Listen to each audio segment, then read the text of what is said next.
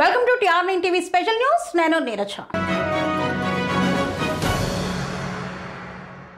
ప్రధానిగా 11 ఏళ్లు పూర్తి చేసుకున్న మోదీ మరోసారి గెలుపు దిశగా ఆలోచనలు చేస్తున్నారు. ఇప్పటికే వరుసగా 3 సార్లు కేంద్రంలో అధికారం దక్కించుకున్న 4వ పవర్లోకి రావాలని ఉవ్విళ్లూరుతోంది. మన దేశంలో 4వసారి వరుస గెలుపు అంటే తేలిక కాదనే వాదన ఉన్న మోదీకి బీజేపీకి కొన్ని సానుకూలతలు లేకపోలేదన్న చర్చ జరుగుతోంది. పొలిటికల్ బాహుబలిగా ఎదిగిన మోదీ తన చరిష్మాను మరో 4 ఏళ్లు నిలబెట్టుకుంటారా? ప్రజల్ని ఆకట్టుకోవడానికి మోదీ దగ్గర ఉన్న అస్త్రాలు ఏంటి? తిరుగులేని నేతను చేసిన అంశాలు ఏంటి? తొలి విడతలో కొత్తగా సాగిన మోదీ ప్రయాణం 2వ విడతకు వచ్చేసరికి పూర్తి స్థాయి సాధికారితను సొంతం చేసుకుంది. 2014లో బీజేపీకి సింగిల్గా 282 సీట్లు వస్తే 2019లో ఏకంగా 303 సీట్లు రావడం మోదీ చరిష్మాను పార్టీలో దేశంలో మరింత పెంచింది. గతంలో కంటే పెరిగిన సీట్లతో మోదీలోనూ రెట్టించిన ఉత్సాహం వచ్చింది. దీంతో ఎప్పటి నుండో ఉన్న అజెండాలో పనులు ఒక్కొక్కటిగా చేసుకుంటూ వెళ్లారు. ఈ ఫలితాలు ఇచ్చిన ఊపులోనే మోదీ 2వ విడత తొలి 100 రోజుల్లోనే ఆర్టికల్ 370ని రద్దు చేశారు. దీనికి విపక్షాల నుండి కూడా అనుకున్నంత వ్యతిరేకత రాలేదు.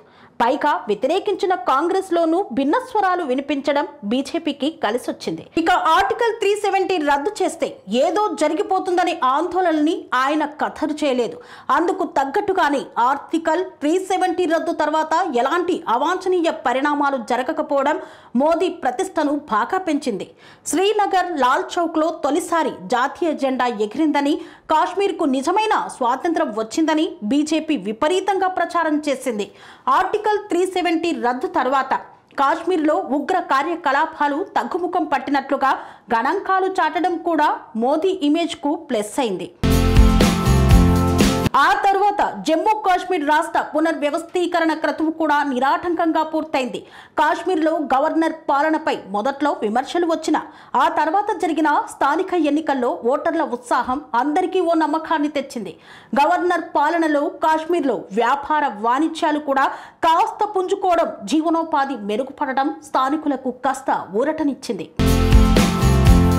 ఇక ట్రిపుల్ తలాక్ రద్దు అంశం కూడా బీజేపీకి రాజకీయంగా కలిసొస్తున్నట్లుగా తేలిన దశ కూడా ఇదే.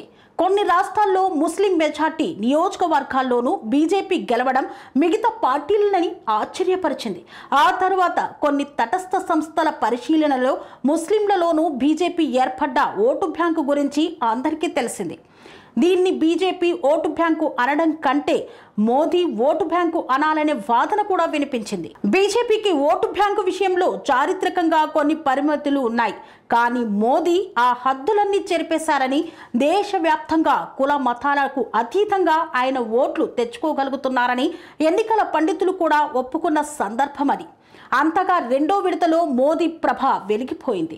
మోదీ ఉచ్చ స్థితిలో ఉండగా కొన్ని రాష్ట్రాల్లో బీజేపీ ఓటముల్ని ఎవరూ పెద్దగా పట్టించుకోలేదు. పైగా ఎక్కడ ఎన్నికలు జరిగినా బీజేపీకి డిఫాల్ట్గా ఫేవరెట్గా భావించే సంస్కృతి మొగ్గతొడిగింది. ఆ తర్వాత ఎన్నికలకు వెళ్లేలోగానే అయోధ్యలో రామమందిర నిర్మాణం తొలి దశ పూర్తి చేశారు మోదీ. ఈ సందర్భాన్ని దేశవ్యాప్తంగా పండుగలా చేసుకున్నారు. మోదీ హయాంలో హిందూ మతానికే పూర్వ వైభవం వచ్చిందనే స్థాయిలో చర్చ జరిగింది. ఈ దెబ్బతో హిందువుల ఓట్లన్నీ సంఘటితమై బీజేపీ మరింత బలపడుతుందనే అంచనాలు వచ్చాయి. అతిపెద్ద రాష్ట్రం యూపీలో బీజేపీ రాజకీయ సుస్థిరతను సాధించడంలో మోదీకి తిరుగు లేకుండా పోయింది. 2వ విడతలో దేశమంతా మోదీ షో నడిచిందనే చెప్పాలి. కానీ 2వ విడత పూర్తయ్యే సమయానికి బీజేపీ క్యాడర్లో కనిపించని నిర్లిప్తత ఆవరించింది. పైనుండి చూస్తే అంతా బాగానే ఉంది, కానీ ఎన్నికలకు కావాల్సింది ఇంకేదో మిస్ అయిందనే భావన లోపల కనిపించింది. ఇదే సమయంలో కొందరు సీఎంల ఎంపిక విషయంలో భిన్న అభిప్రాయాలు వచ్చాయి. అవేవి రచ్చకెక్కపోయినా అంతర్గతంగా బీజేపీలో కొంత ఇబ్బందిని సృష్టించాయనే చెప్పాలి. దీంతో బీజేపీ బలంగా ఉన్న రాష్ట్రాల్లో గ్రూపులు తయారయ్యాయి. ఈ సంగతి పూర్తి స్థాయిలో అధిష్టానం దాకా వెళ్ళకపోవడం ఎన్నికల సన్నద్ధను కొంతమేర దెబ్బ కొట్టిందని తర్వాత తెలిసింది. మొత్తం మీద ఎదురులేని అధికారంతో 2వ విడత పాలన ప్రారంభించిన మోదీ దాన్ని అదే స్థాయిలో పూర్తి చేసుకోలేకపోయారనే చెప్పాలి. చివరకు వచ్చేసరికి తెలియకుండా ఏర్పడ్డ బలహీనతలు 2024 ఎన్నికల్లో బీజేపీకి నష్టం చేశాయి. తిరుగులేదనుకున్న యూపీలో 30 సీట్లు పోవడం చిన్న విషయం కానే కాదు. అలాగే బలమైన ఉత్తరాది రాష్ట్రాల్లో కొన్ని చోట్ల బీజేపీని సొంత పార్టీలో గ్రూపులే ఓడించాయనే చేదు నిజం ఆలస్యంగా వెలుగు చూసింది. పార్టీకి ప్రతిష్టగా నిలిచిన అయోధ్యలో బీజేపీ ఓడిపోవడం మరింత షాక్కు గురైంది. నిజానికి బీజేపీలో అంతర్గత బలహీనతలు అప్పటికప్పుడు బయటపడలేదు. కొన్నాళ్ల ముందుగానే సంకేతాలు కనిపించాయి. కానీ అప్పుడు తిరుగులేని అధికారం అనుభవిస్తున్న బీజేపీ వాటిని అంత సీరియస్గా తీసుకోలేదనే వాదన వినిపించింది. తరువాత ఆ చిన్న విషయాలే పెద్దవయ్యాయి. చివరకు వస్తాయనుకున్న 400 సీట్లు రాకపోగా కేవలం 240 సీట్లకే పరిమితం అవ్వాల్సి వచ్చింది. తొలి విడతలో పార్టీ సీఎంలతోనూ తేడా రాకుండా చూసుకున్న మోదీ పార్టీలో కూడా సమిష్టి నిర్ణయాలు ఉండేలా జాగ్రత్త పడ్డారు. కానీ రెండో విడతకు వచ్చేసరికి సీఎంలతో వ్యవహారంలో తేడా వచ్చిందనే కామెంట్లు వచ్చాయి.